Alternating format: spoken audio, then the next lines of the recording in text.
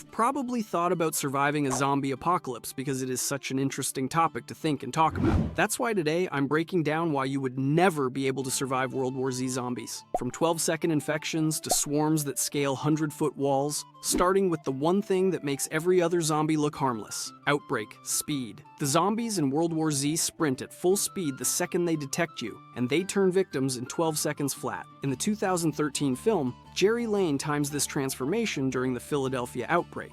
A healthy person gets bitten, thrashes for a few seconds, dies, and snaps back up as a sprinting infected before you can process what happened. This is exponential spread happening faster than any response team can mobilize. One infected in a crowded street becomes 10 in 2 minutes, becomes 100 in 5, becomes an unstoppable wave before the military gets the call. Cities collapse in real time because the infection moves faster than information, faster than evacuation orders, faster than anything humanity has ever faced. Max Brooks' 2006 novel uses slow-moving zombies, but the movie threw that out. Director Mark Forster wanted visceral panic, making these things Olympic sprinters with zero fatigue. You can't outrun them, can't outlast them, barely have time to understand what's happening before your neighborhood is overrun. But speed is just the beginning. What comes next is where World War Z zombies break physics itself: the swarm. These zombies form massive, coordinated swarms that function like a single organism, piling their bodies into human pyramids to scale impossible walls. The Jerusalem sequence demonstrates this horrifyingly well.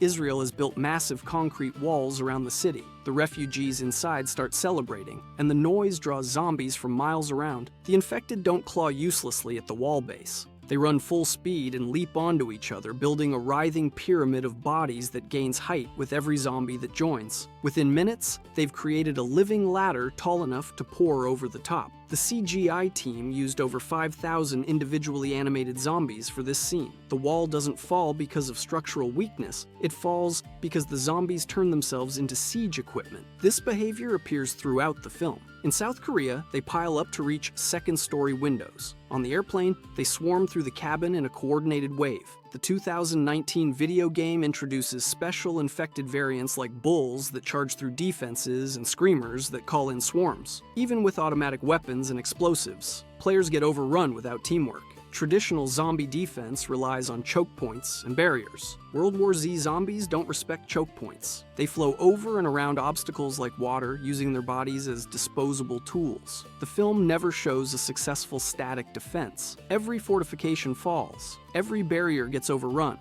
The only survivors kept moving or stayed completely silent. So walls don't work and barriers fail. Here's the next problem. These zombies have hearing that shouldn't be possible: sound sensitivity. Every noise you make is a dinner bell, and these zombies hear from distances that shouldn't be possible. The film establishes this early in Philadelphia. Jerry's family is hiding when a neighbor's phone starts ringing. Within seconds, infected are throwing themselves against the door. In Jerusalem, it's not the walls that doom the city, it's the celebration. People singing creates a sound beacon that attracts every zombie within miles. The infected screech to alert others, creating a chain reaction that brings thousands converging on one location. The game takes this further with screamers that call reinforcements with ear-splitting shrieks. Kill them quietly or face an endless horde. This means you can't use guns except as a last resort. Every shot brings more infected than you killed. You can't drive vehicles because engines are too loud. You can't live in groups because people make noise just existing. Noise discipline in an apocalypse isn't just hard, it's essentially impossible for anyone who isn't trained special forces. Silence keeps you alive, but only until someone near you makes a mistake. And when they do, you've got 12 seconds before that mistake becomes your problem.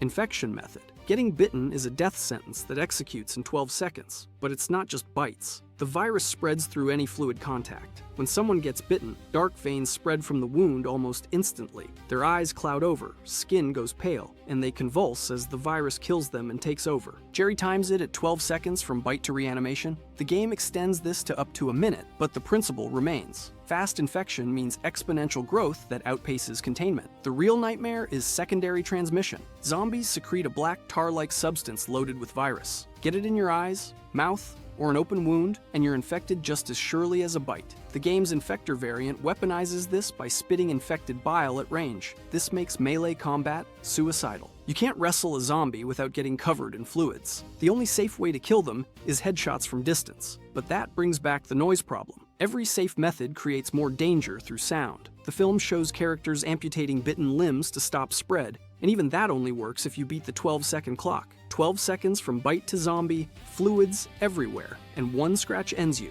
But the movie shows people walking right past zombies untouched. How? Selective targeting. These zombies ignore the sick, dying, and terminally ill. They're not stupid, they're efficient. Jerry discovers this through observation during his investigation. An old man and malnourished boy walk right past zombies without being attacked. The infected sniff them, screech, and move on, looking for healthier targets. Later, at the WHO facility in Wales, Jerry tests this by injecting himself with a pathogen that mimics terminal illness. He walks through a room full of zombies completely undetected. The virus has evolved to avoid hosts that won't make good spreaders. This leads to a camouflage vaccine that makes people invisible to infected by mimicking disease markers. The WHO starts mass producing it, giving survivors a way to move through zombie territory. But here's why this doesn't save you. First, you need access to deadly pathogens and a functioning medical research facility with high-level containment. Second, you're deliberately making yourself sick. Gambling you got the dosage right. Too little and zombies still attack. Too much and you've given yourself a fatal disease. Third,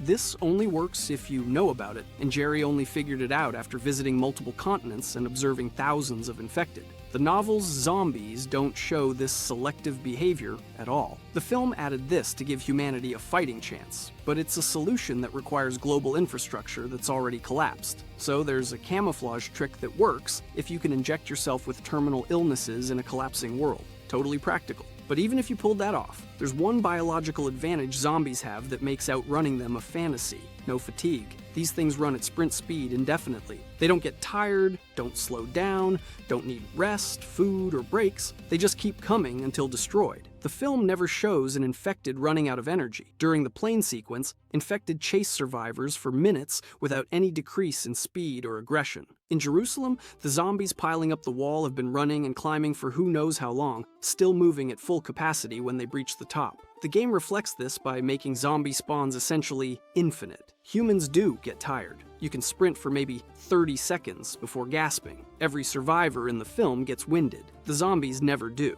This creates simple math. In any extended chase, the zombies win because they can maintain pursuit longer than you can maintain escape. The novel's zombies shamble slowly but never stop, creating situations where humans hold them off for hours or days until ammunition runs out or exhaustion causes mistakes. The film's zombies collapse that timeline from days to minutes. You don't get to rest between waves because there are no waves. It's one continuous assault. This is why every successful survival moment involves either complete concealment or vehicles. Jerry's family survives by getting to a ship offshore. Jerusalem survives while the walls keep infected out. The WHO facility stays secure because it's isolated with strict noise discipline. Nobody survives by outrunning zombies long term. You survive by not being chased in the first place. They never stop, they never tire, and you do. Fine, so you can't outrun them. Just shoot them, problem solved. Except there's only one way to put them down: headshot only. Destroying the brain is the only way to stop them permanently, and in the chaos of a swarm, landing headshots is nearly impossible for anyone who isn't a trained marksman. The film demonstrates this repeatedly. Characters who shoot center mass might knock a zombie down temporarily, but it gets back up. Only head trauma stops them for good. The game makes this a core mechanic where headshots deal massive damage while body shots barely slow special infected variants. A bull can soak a dozen body shots and keep coming, but one well-placed headshot drops it instantly. The problem is hitting a moving head under pressure.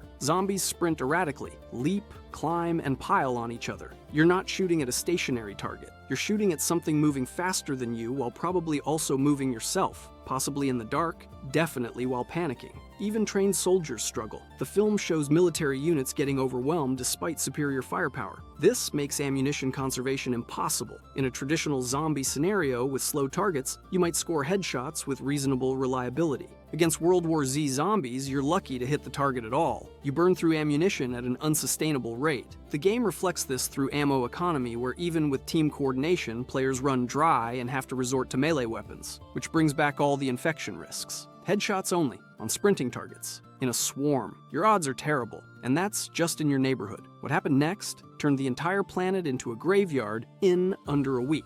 Global spread. The infection went worldwide in days because it spread faster than information, and modern air travel turned every international airport into a distribution hub for the apocalypse. Patient Zero likely originated in Asia, but by the time anyone identified it as a threat, infected people had already boarded international flights. A single infected passenger turning mid-flight creates chaos that crashes the plane or diverts it to an airport where everyone scatters into a new city. Each new city becomes a new outbreak point. Each outbreak reaches critical mass in hours. The 12-second incubation means someone can get infected, board a plane, and spread the virus to a new continent before showing symptoms. South Korea's Camp Humphreys illustrates this. The base physician returning from assignment brings the infection. Within hours, the entire military installation is overrun. This isn't a slow creep from one region. It's simultaneous global ignition. The game sets missions in multiple cities across continents: New York, Jerusalem, Moscow, Tokyo, each facing identical outbreaks. There are no safe continents. The novel handles this more gradually, with infections starting in China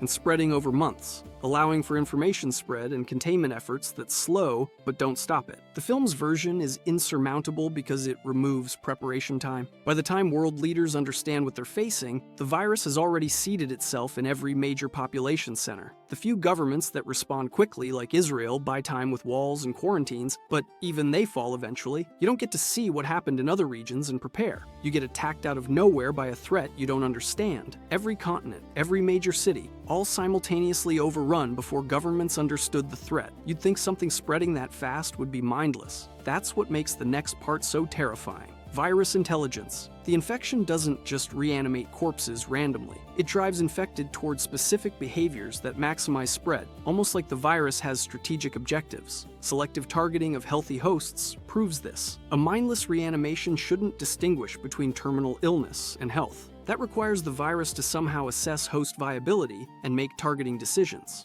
Zombies bypass the sick and swarm the healthy with frightening consistency. This suggests the virus has evolved or been engineered with propagation as the primary directive. The swarming behavior supports this. Individual infected coordinate without communication to build human pyramids. They don't fight each other for victims or waste energy on non-viable targets. Everything serves transmission efficiency. During the plane sequence, infected move methodically toward survivors, using numbers and speed to corner targets. The game's special variants serve specific tactical purposes in overwhelming defenses. Some fan theories suggest bioweapon origins, which would explain strategic behaviors. The novel's Solanum virus has mysterious origins linked to Chinese cover-ups. The film keeps the source ambiguous. Practically, you're not fighting mindless zombies. You're fighting a distributed intelligence that uses human bodies as drones. It adapts to defenses by overwhelming them with numbers. It avoids wasting resources on poor hosts. Every traditional strategy assumes you're fighting stupid enemies. These enemies might not be conscious, but the virus driving them is ruthlessly efficient. The virus is optimizing,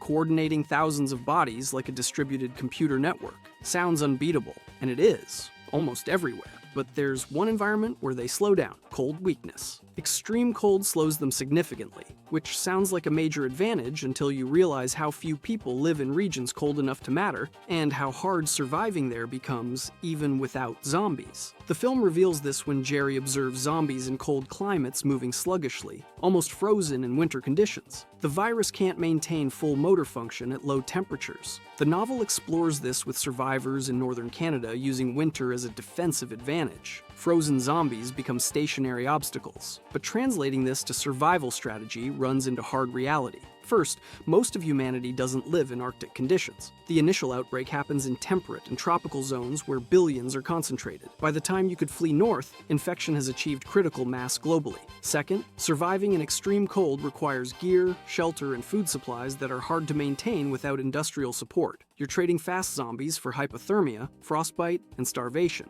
Third, cold is seasonal in most places. Even if you survive one winter using frozen zombies as an advantage, what happens when temperatures rise and they all thaw simultaneously? The film suggests this creates a secondary spring crisis. And finally, Cold only slows them, doesn't kill them. A frozen zombie is easier to approach and finish, but you're still doing manual labor in sub-zero temperatures against thousands of targets. The few regions where this works long-term, northern Greenland, Siberia, Antarctica, are so consistently cold that zombies can't function, and so isolated that initial infection barely reaches them. But those are also areas with minimal populations and no infrastructure to support refugees. Cold slows them but doesn't stop them, and most of humanity doesn't live in the Arctic. So what if you get bitten? The movie shows someone surviving. There's a trick, but the timing is insane. Bite amputation. Cutting off a bitten limb before infection spreads is theoretically possible given the 12-second window, but practically requires tools, skill, pain tolerance, and luck most people don't have. The film shows this once. A soldier gets bitten on the hand, and his teammate immediately hacks it off. The soldier survives without turning because they beat the clock.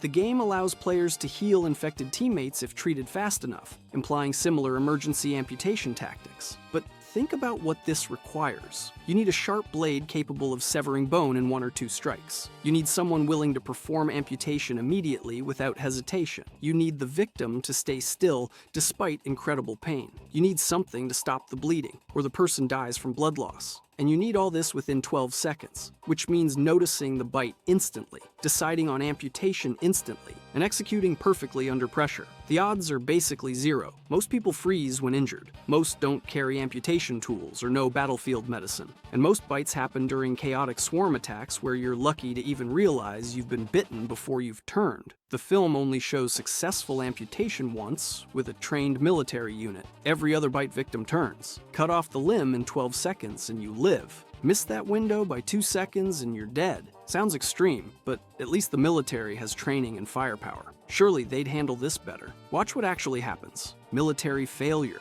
Conventional armed forces with artillery, armor, and air support get overrun repeatedly, proving that firepower alone can't stop exponential spread backed by suicidal swarm tactics. The Philadelphia outbreak shows police and National Guard units deploying with standard riot control tactics. They set up barricades, try to maintain order, and get overwhelmed in minutes. Zombies don't respect police lines. They charge straight through, convert officers with a single bite, and the defensive line becomes part of the swarm. Later sequences show full military deployments with heavy weapons failing just as badly. The issue isn't firepower, it's the nature of the enemy. Military doctrine assumes enemies that take cover, value their lives, and can be suppressed. Zombies don't take cover or value anything. You can mow down 100 with machine gun fire and the next 100 climb over the bodies without slowing. Unless every single one is killed with a headshot, they keep coming. The novel details battles like Yonkers, where the US military uses combined arms tactics against slow zombies and still gets routed because they run out of ammunition before running out of targets. The film's fast zombies make this worse by closing the distance before heavy weapons can be deployed. What breaks the military isn't lack of courage or training, it's math. You can't shoot faster than the infection spreads. One infected soldier becomes 10, becomes 100, and each one is now armed with military weapons and knowledge of base layouts. The conversion speed turns your own forces against you faster than you can evacuate. Tanks, helicopters, trained soldiers with automatic weapons, all overrun. The military collapses faster than civilian populations because they fight back, and fighting makes noise. Speaking of noise, there's a feedback loop that turns one mistake into a citywide death sentence. Noise amplification.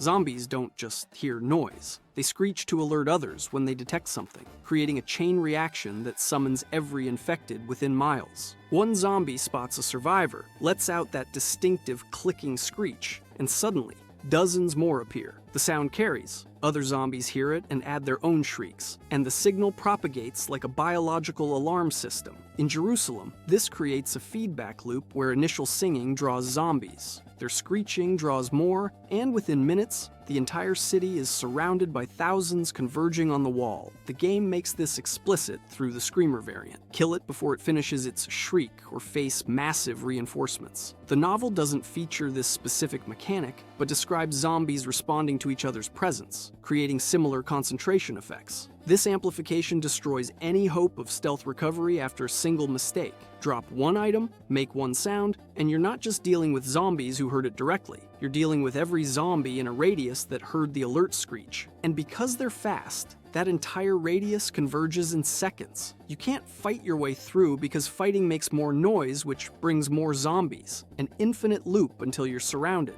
The only counter is complete silence before the first zombie detects you. Once the alert goes out, your only option is to run and hope you can reach safety before the swarm catches you. One zombie hears you, screeches, and suddenly 500 more are sprinting toward you. But here's what's even worse. When they're not hunting, they do something that makes them almost invisible: dormancy activation. When not actively hunting, infected enter a dormant state where they stand motionless or walk aimlessly, but snap to full aggression the instant they detect prey. The film shows this in South Korea when Jerry arrives at Camp Humphreys during rain. Zombies are standing in the rain doing nothing, just twitching. Survivors move through them quietly and carefully, and as long as they make no noise, zombies don't react. But the second someone makes a sound or one catches sight of movement, it's instant activation, 0 to sprint in less than a second. This dormancy makes infected far more dangerous than constantly active zombies. A zombie that's always hunting is predictable. You can track it, avoid it, plan around it. A dormant zombie can be standing 3 feet from you and you won't know until you make a mistake. The game uses this for ambush scenarios. What looks like a clear room suddenly fills with zombies when a player accidentally triggers activation. This is exhausting psychologically. Humans can't maintain constant vigilance indefinitely.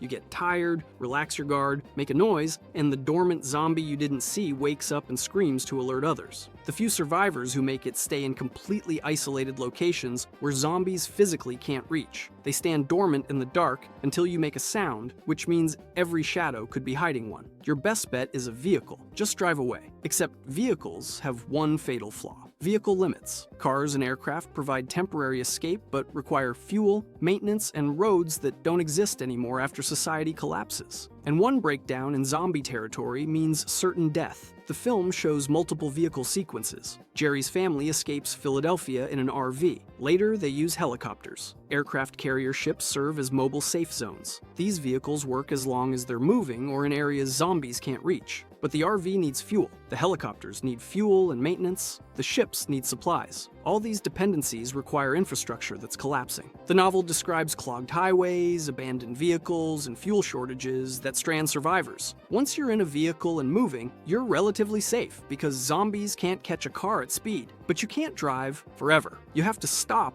eventually. And stopping in an area with active infected is suicide. Aircraft have an even worse problem. The plane sequence shows what happens when infected get aboard. One passenger was bitten before boarding, turns mid-flight, and within minutes, the entire cabin is overrun. The zombie swarm damages the aircraft, causing depressurization. Jerry triggers it with a grenade to blow infected out, but this crashes the plane. You can't fight zombies on an aircraft without destroying it. Cars need fuel, fuel needs stations, stations need electricity, and none of that exists anymore. So you're back on foot eventually, trying to outsmart things that shouldn't be able to learn. But they do. Pattern recognition. The infected learn through repetition and observation, adapting to defensive tactics like stacking higher to reach safe floors, or concentrating attacks on weakest entry points. This is subtle in the film, but visible if you watch closely. The Jerusalem wall breach happens because zombies pile specifically at points where the wall is shortest or most accessible. They're not spreading evenly. They're concentrating force where it's most effective. On the airplane, zombies swarm toward the cockpit and main cabin where survivors are concentrated. The game's AI demonstrates this through zombies prioritizing damaged barricades and flanking player positions. Whether this represents individual learning or virus-level optimization is unclear. The film never shows a single zombie displaying intelligence, but collective behavior suggests problem-solving. The novel's zombies don't show this at all. They're completely mindless except for basic stimulus response. If infected can recognize patterns, then any defensive strategy you use successfully once becomes less effective the second time. Set up a kill zone that works, and the next swarm concentrates somewhere else. The learning doesn't have to be fast to be lethal. It just has to exist. This destroys long-term survival planning. You can't establish a safe zone using consistent defenses because infected will eventually figure out how to breach it. The only reason some locations stay safe is because they're physically inaccessible, like ships offshore, or they maintain perfect noise discipline so zombies never discover them. the infected adapt to your tactics, which means your safe zone gets less safe every day. And even if you somehow establish a temporary shelter, time is working against you.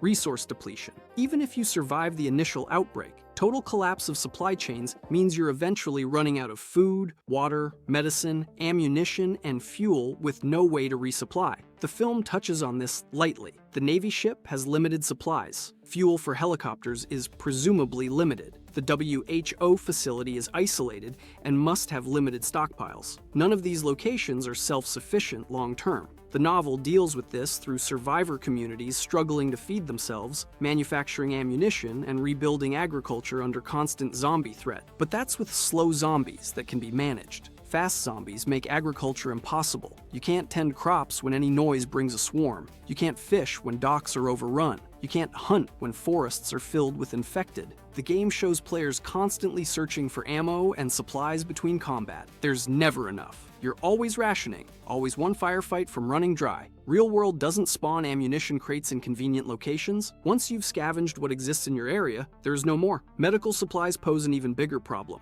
The camouflage vaccine requires functional research facilities with specific pathogens. Those facilities are rare, and most are in overrun cities. Antibiotics expire. Insulin requires refrigeration. Chronic conditions manageable with modern medicine become fatal when supply chains collapse. Food runs out, medicine expires, ammunition gets used, and there's no resupply coming, ever. So you ration, you conserve, you survive on less until you're waiting to starve. But starvation isn't even the biggest psychological threat. Isolation psychology, maintaining perfect noise discipline and total isolation for months or years without human contact breaks most people psychologically long before zombies get them physically. The film shows survivors on the Navy ship dealing with close quarters and stress, but doesn't explore long-term isolation. The novel has multiple accounts of survivors cracking under pressure, making fatal mistakes because loneliness drove them to seek contact, even knowing the risks. Living in complete silence for fear of attracting zombies means no music, no conversations above a whisper, no shouting when frustrated, no normal human expression.